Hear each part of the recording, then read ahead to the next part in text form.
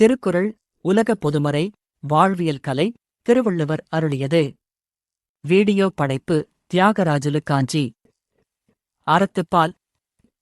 அதிகாரம் 9 விருந்தோம்பல். அதிகாரம் 9 விருந்தோம்பல் ஹாஸ்பிட்டாலிட்டி. திருக்குறள் 81 இருந்து 90 வரை. திருக்குறள் 81. இருந்தோம்பி இல்வாழ்வதெல்லாம் விருந்தோம்பி வேளாண்மை செய்தற் பொருட்டு. முன்னுரை. இல்லற வாழ்க்கையின் அடிப்படை நோக்கமே தன்னிடம் உள்ள பொருளைக் கொண்டு பிறருக்கு உதவி செய்வதுதான். அந்த வகையில் ஒருவன் வீட்டில் இருந்து பொருள்களை சேர்த்து இல்லறம் நடத்துவதன் பரந்த நோக்கம் விருந்தினரைப் போற்றி அவர்களுக்கு உபகாரம் செய்வதற்கே ஆகும் என்பதை விளக்குகிறது. உரை விளக்கம். தமிழ் சுருக்கம். வீட்டில் இருந்து பொருள்களைக் காத்து இல்லறம் நடத்துவதெல்லாம் வந்த விருந்தினரைப் பேணி அவர்களுக்கு உபகாரம் உதவி செய்யும் பொருட்டே ஆகும். English summary. The entire purpose of earning wealth and maintaining a domestic life is to cherish guests and extend hospitality to them. விரிவான பகுப்பாய்வு. இருந்தோம்பி வீட்டில் இருந்து பொருள்களை சேர்த்து பாதுகாத்து இல்வாழ்வது எல்லாம் இல்லற வாழ்க்கை நடத்துவது எல்லாம். விருந்தோம்பி புதியவராக வரும் விருந்தினரைப் பேணி வேளாண்மை உதவி அல்லது உபகாரம்.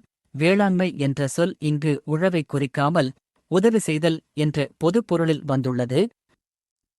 செய்தற் பொருட்டு செய்யும் காரணத்திற்காகவே. இலக்கண நயம். இல்வாழ்வதெல்லாம் செய்தற் பொருட்டு எனத் தொடங்கும் இக்குறளில் இல்லறத்தின் பயன் விருந்தோம்பலே என்று அதன் இன்றியமையாமை வலியுறுத்தப்பட்டுள்ளது. கருத்து மையக் கருத்து. இல்லற வாழ்வியல் இறுதி லட்சியமும் பயனும் விருந்தினருக்கு அள்ளி வழங்குவதே ஆகும். விளக்கம். மனிதன் ஓடி ஓடி பொருள் தேடுவதும் ஒரு குடும்பமாக இணைந்து வாழ்வதும் வெறும் சுயநலத்திற்காக மட்டுமன்று. தன் பசி தீர்ந்தபின் எஞ்சியதை சமூகத்தில் பசியோடு வருபவர்களுக்கும் விருந்தினருக்கும் பகிர்ந்தளிக்க வேண்டும். அதுவே இல்லறத்தின் உன்னத பண்பு. தத்துவ பகுப்பாய்வு. பொருளிடல் என்பது தனிமனித தேவைக்கானது மட்டுமல்ல, அது ஒரு சமூக கடமை. தனக்கென வாழாமல் பிறர்க்கென வாழும் ஆன்மீக மற்றும் அறநெறி தத்துவமே இக்குறளின் அடித்தளமாகும். திருக்குறள் 82. விருந்து புறத்ததா தானுண்டல் சாவா மருந்தனினும் வேண் தற்பாற்றன்று. முன்னுரை. தமிழர் பண்பாட்டில் அமிழ்தம் என்பது சாகாவரம் தரும் மிக உயர்ந்த பொருளாக கருதப்படுகிறது. அப்படிப்பட்ட அமிழ்தமே கிடைத்தாலும் விருந்தினரை வெளியே அமர வைத்துவிட்டு தான் மட்டும் தனித்து உண்பது அறமாகாது என்பதை வள்ளுவர் இக்குறளில் ஆணித்தரமாக கூறுகிறார். உரை விளக்கம். தமிழ் சுருக்கம். விருந்தினர் வீட்டின் வெளியே காத்திருக்கும்போது சாகா வரம் தரும் அமிழ்தமே கிடைப்பதாக இருந்தாலும் அதனைத்தான் மட்டும் தனித்து உண்பது விரும்பத்தக்க பண்பு அன்று. English summary. Even if it were the nectar of immortality, it is not worthy to be consumed alone while a guest is waiting outside. விரிவான பகுப்பாய்வு. விருந்து புறத்ததா. விருந்தினர் வீட்டின் வெளியே இருக்கல் தான் உண்டல் தான் மட்டும் தனித்து உண்பது சாவா மருந்து எனினும் சாகாத நிலையை தரும் அமிழ்தமே என்றாலும் வேண்டற்பாற்று அன்று. விரும்பத் தகுந்த நெறிமுறை அல்ல சொல்லாடல் சாவா மருந்து என்று வள்ளுவர் அமிழ்தத்தை குறிப்பிடுவது. உலகிலேயே மிகச்சிறந்த உயர்ந்த பொருளையும் கடந்து விருந்தோம்பல் மதிக்கப்பட வேண்டும் என்பதைக் காட்டவே. கருத்து மையக் கருத்து. எவ்வளவு மதிப்புமிக்க பொருளாக இருந்தாலும் விருந்தினருடன் பகிர்ந்துண்பதே மனித நேயம். விளக்கம். தன் வீட்டிற்கு வந்திருக்கும் விருந்தினரை தவிக்க விட்டுவிட்டு தனக்கு கிடைத்த அரிய பொருளை இரகசியமாக உண்பது பேராசையின் அறிகுறி. மிக உயர்ந்த அமிழ்தமே என்றாலும் பகிர்ந்துண்ணும் போதுதான் அதன் மதிப்பு கூடுகிறது. தத்துவ பகுப்பாய்வு. சுயநலத்தை துரத்தலே அறத்தின் முதல் படி. தன்னுயிர் காக்கும் அமிழ்தத்தை விட பிறருயிர் ஓம்பும் விருந்தோம்பல் மேலானது என்ற உன்னத தத்துவத்தை இது போதிக்கிறது. திருக்குறள் 83. வருவிருந்து வைகலும் ஓம்புவான் வாழ்க்கை பருவந்து பாழ்படுதல் இன்று. முன்னுரை. விருந்தினரை தினமும் உபசரிக்கும் ஒருவருடைய வாழ்வு எக்காலத்திலும் துன்பத்தால் அழியாது என்ற நற்பலனை எடுத்துக் கூறுகிறது. உரை விளக்கம். தமிழ் சுருக்கம். தன்னை நோக்கி வரும் விருந்தினரை நாள்தோறும் போற்றி உபசரிக்கின்றவனுடைய வாழ்க்கை வறுமையால் துன்புற்று ஒருபோதும் கெட்டுப் போவதில்லை. English summary. The life of one who daily welcomes and entertains guests will never suffer from poverty or be ruined by misery. விரிவான பகுப்பாய்வு. வருவிருந்து தன்னை நாடி வரும் விருந்தினரை வைகலும் நாள்தோறும் தினமும் ஓம்புவான் வாழ்க்கை பேணிக் காப்பவனுடைய வாழ்க்கை பருவந்து துன்பமுற்று வறுமையடைந்து பாழ்படுதல் இன்று கெட்டழிந்து போவது இல்லையு. கருத்து மையக் கருத்து. தொடர்ந்து விருந்தோம்பல் செய்வோரின் இல்லத்தில் செல்வமும் மகிழ்ச்சியும் நிலைத்திருக்குமே தவிர வறுமை அண்டாது. விளக்கம். நாள்தோறும் விருந்தினரை உபசரிப்பதால் செல்வம் கரைந்துவிடுமோ என்று சிலர் அஞ்சுவர். ஆனால் வள்ளுவர் மாறாக கூறுகிறார். பிறருக்குக் கொடுத்து மகிழும் நல்மனம் கொண்டவர்களின் வாழ்க்கை எக்காலத்திலும் துன்பத்தில் வீழ்ந்து பாழாகாது. பிரபஞ்சம் அவர்களுக்கு வாரி வழங்கும். தத்துவ பகுப்பாய்வு. கொடுக்க கொடுக்கச் செல்வம் பெருகும் என்ற பிரபஞ்ச விதியையும் தர்மம் தலைகாக்கும் என்ற கர்ம வினையியல் தத்துவத்தையும் உணர்த்துகிறது. திருக்குறள் 84. அகனமர்ந்து செய்யாள் உரையும் முகனமர்ந்து நல்விருந்து ஓம்புவான் இல். முன்னுரை. விருந்தினரை இன்முகத்தோடு வரவேற்பவர்களின் இல்லத்தில் திருமகள் லட்சுமி மனமகிழ்ந்து குடியேறுவாள் என்பதை விளக்குகிறது. உரை விளக்கம். தமிழ் சுருக்கம். மனமகிழ்ச்சியோடு முகமலர்ச்சி கொண்டு நல்ல விருந்தினரை பேணி உபசரிக்கின்றவனுடைய வீட்டில் திருமகள் தன் மனம் குளிர்ந்து தங்குவாள். English summary. Goddess Lakshmi, fortune, will joyfully dwell in the house of the one who welcomes noble guests with a smiling face. விரிவான பகுப்பாய்வு. அகனமர்ந்து மனம் மகிழ்ந்து அகம் அமர்ந்து செய்யாள் திருமகள் லட்சுமி தேவி உரையும் தங்குவாள். முகனமர்ந்து முகம் மலர்ந்து முகம் அமர்ந்து நல்விருந்து ஓம்புவான் இல். நல்ல விருந்தினரை பேணுபவனுடைய இல்லத்தில். கருத்து மையக் கருத்து. இன்முகத்தோடு விருந்தோம்பல் செய்பவர் வீட்டில் செல்வம் நிலைத்து நிற்கும். விளக்கம். விருந்தினரை உபசரிப்பது என்பது ஏனோ தானோ என்று கடமைக்குச் செய்வதல்ல. அகத்தின் மகிழ்ச்சி முகத்தில் தெரிய வரவேற்க வேண்டும். அப்படி முகமலர்ச்சியோடு உபசரிப்பவர்களின் வீட்டில் வளம் சேர்க்கும் திருமகள் நிரந்தரமாக வாசம் செய்வாள். தத்துவ பகுப்பாய்வு. நேர்மறை ஆற்றலும் பாசிட்டிவ் எனர்ஜி இன்முகமும் எங்கு இருக்கிறதோ அங்கு நல்லதிர்வுகள் பெருகும். மகிழ்ச்சியான இல்லமே லக்ஷ்மி கரமானது என்ற வாழ்வியல் தத்துவம் இதில் அடங்கியுள்ளது. திருக்குறள் 85. வித்தும் இடல் வேண்டும் கொல்லோ விருந்தோம்பி மிச்சில் மிசைவான் புலம். முன்னுரை. விருந்தினருக்கு முதலில் உணவளித்து எஞ்சிய உணவைத்தான் உண்ணும் விவசாயியின் நிலத்திற்கு தனி முயற்சியாக விதை விதைக்கவும் வேண்டுமோ என வியந்து பாராட்டுகிறார் வள்ளுவர். உரை விளக்கம். தமிழ் சுருக்கம்.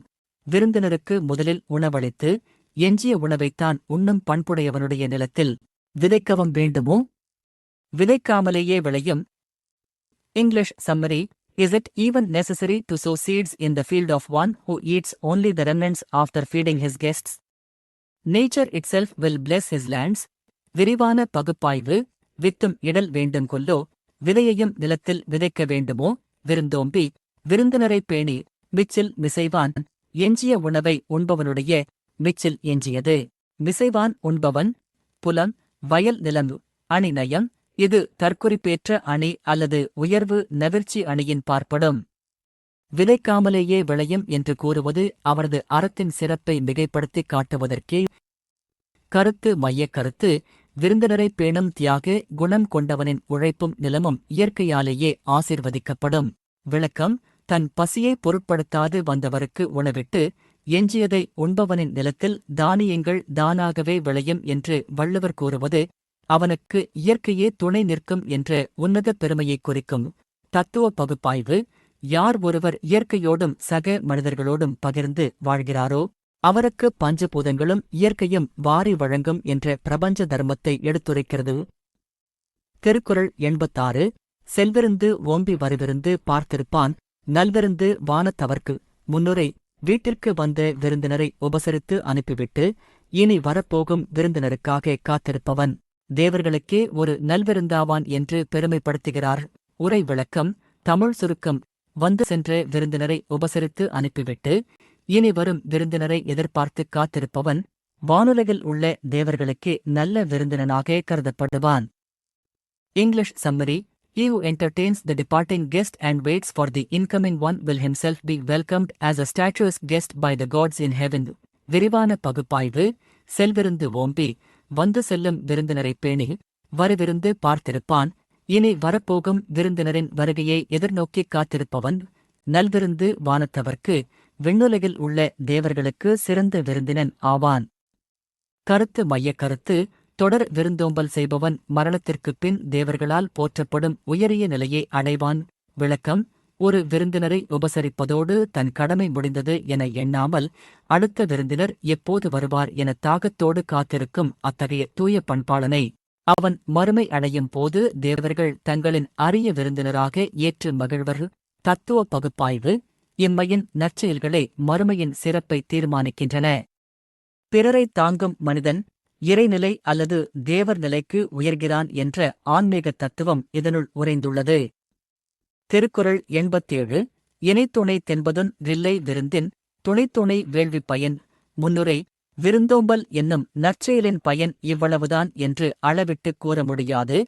அது நாம் உபசரிக்கும் விருந்தினரின் தகுதியை பொறுத்தது என்பதை விளக்கும் திருக்குறள் இது. உரை விளக்கம். தமிழ் சுருக்கம். விருந்தோம்பல் என்னும் வேள்வியின் பயன் இவ்வளவு பெரியது என்று அளவிடத்தக்கது ஒன்றுமில்லை. அது நாம் உபசரிக்கும் விருந்தினரின் தகுதிக்கு ஏற்பவே அமையும். English summary. The benefit of the sacrifice of hospitality cannot be measured quantitatively. Its measure is the worth of the guest entertained. விரிவான பகுப்பாய்வு. இணைத்துணைத்து என்பது ஒன்று இல்லை, இவ்வளவு அளவுடையது என்று வரம்பிட்டுச் சொல்ல முடியாது. விருந்தின் துணை அந்த விருந்தினரின் தகுதியின் அளவே வேள்வி பயன். விருந்தோம்பலாகிய வேள்வியின் பயன். விருந்தோம்பலை வள்ளுவர் வேள்வி யாகம் என்கிறார். கருத்து மையக்கருத்து. விருந்தோம்பலின் பலன் நாம் உபசரிக்கும் நற்பண்பு மிக்க மனிதர்களின் தன்மையை பொறுத்து எல்லையற்றதாக மாறும். விளக்கம். விருந்தோம்பலுக்கு செலவழித்து பொருளின் மதிப்பை வைத்து அதன் பயனை மதிப்பிடக்கூடாது. நாம் பசியாற்றிய மனிதரின் நல்லெண்ணமும் அவரது தகுதியும் அவர் மகிழ்ச்சியுமே அந்த அறத்தின் உண்மையான பலனை தீர்மானிக்கிறது. தத்துவ பகுப்பாய்வு. அறச்செயல்களின் மதிப்பு புற பொருள்களில் இல்லை, அகநோக்கோடும் தகுதியோடும் செய்யப்படும் பண்பில்தான் உள்ளது என்ற தத்துவத்தை இது உணர்த்துகிறது. திருக்குறள் 88. பரிந்தோம்பி பற்றற்றேம் என்பர் விருந்தோம்பி வேள்வி தலைப்படாதார். முன்னுரை. செல்வம் இருக்கும்போது விருந்தோம்பல் செய்யாதவர்கள் பிற்காலத்தில் தங்களின் செல்வத்தை இழந்து வறியவராகி புலம்ப நேரிடும் என்று எச்சரிக்கிறது. உரை விளக்கம். தமிழ் சுருக்கம்.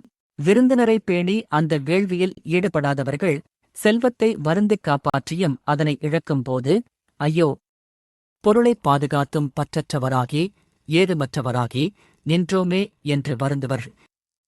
English summary.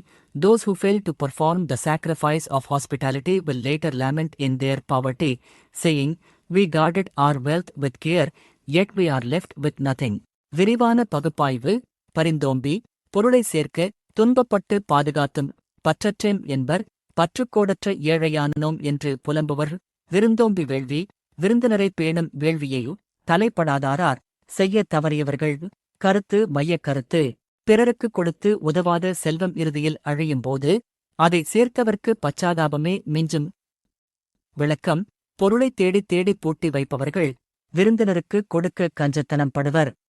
ஆனால் காலம் மாறும்போது அந்தச் செல்வம் அவர்களை விட்டு அழியும். அப்போது யாருக்கும் பயனின்றி சேர்த்து வைத்தோமே, இப்போது கையில் ஒன்றும் இல்லையே என்று அவர்கள் பிற்காலத்தில் கலங்குவார்கள். தத்துவ பகுப்பாய்வு. பொருளின் பயன் துய்த்தலும் கொடுத்தலுமே ஆகும். இயாது உலோபியாய்ச் சேர்க்கும் பொருள் நிலையற்றது, அது ஆன்ம திருப்தியைத் தராது என்ற நிலையாமை தத்துவத்தை இது உணர்த்துகிறது. திருக்குறள் 89. உடைமையுள் இன்மை விருந்தோம்பல் ஓம்பா மடமை மடவார்கண் உண்டு. முன்னுரை. செல்வம் இருந்தும் விருந்தோம்பல் செய்யத் தெரியாமல் இருப்பது வறுமையை விடக்கூடியது என்றும் அது அறிவற்ற மூர்க்கத்தனம் என்றும் சாடுகிறது. உரை விளக்கம். தமிழ் சுருக்கம். செல்வம் நிறைந்திருக்கும் போதும் விருந்தினரை உபசரிக்காமல் இருப்பது செல்வத்திற்குள் இருக்கும் வறுமையாகும். இத்தகைய அறியாமை அறிவற்ற மூடர்விடத்தே மட்டுமே காணப்படும். English summary. To possess wealth but not practice hospitality is poverty in the midst of plenty. Such foolishness belongs only to the ignorant. விரிவான பகுப்பாய்வு.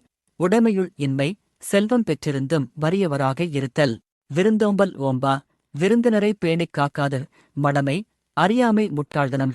மடவார்கண் உண்டு அறிவற்ற மூடர்விடத்தே காணப்படும். கருத்து மையக்கருத்து. விருந்தினரை உபசரிக்காத கஞ்சத்தனம் கையில் பணம் இருந்தாலும் அவன் ஏழை என்பதையே காட்டும். விளக்கம். ஒருவனிடம் எவ்வளவுதான் பணம் இருந்தாலும் பசியோடு வருபவருக்கு உணவிடத் துணியாத அவரது குணம் அவனை பிச்சைக்காரனை விட ஏழையாகவே சமூகத்தில் காட்டும். இந்த மடமை குணம் பகுத்தறிவற்ற மனிதர்களிடமே இருக்கும். தத்துவ பகுப்பாய்வு. உண்மையான ஏழ்மை என்பது பணமில்லாமை அல்ல, கொடுக்கும் மனமில்லாமையே ஆகும் என்று உயரிய தார்மீக சிந்தனையை விதைக்கிறது. திருக்குறள் 90 மோப்பக் குழையும் அனிச்சம் முகந்தெறிந்து நோக்கக் குழையும் விருந்து. முன்னுரை விருந்தோம்பல் அதிகாரத்தின் முத்தாய்ப்பான திருக்குறள் இது. விருந்தினரின் மனம் எவ்வளவு மென்மையானது என்பதை அனிச்ச மலரோடு ஒப்பிட்டு நம் முகபாவனையின் முக்கியத்துவத்தை வள்ளுவர் விளக்குகிறார். உரை விளக்கம். தமிழ் சுருக்கம்.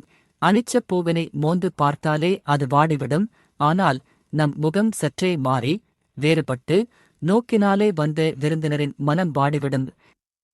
English summary.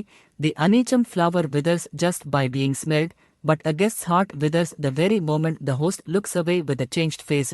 விரிவான பகுப்பாய்வு. மோப்பக் குழையும் மோந்து பார்த்த அளவில் வாடிவிடும். அனிச்சம். அனிச்சம் என்னும் மென்மையான மலர் முகந்தெறிந்து முகம் மாறி முகம் சுளித்து நோக்கக் குழையும் பார்ப்பதைக் கண்ட உடனே மனம் வாடிவிடும். விருந்து. விருந்தினர். அணி நயம். உவமையணி.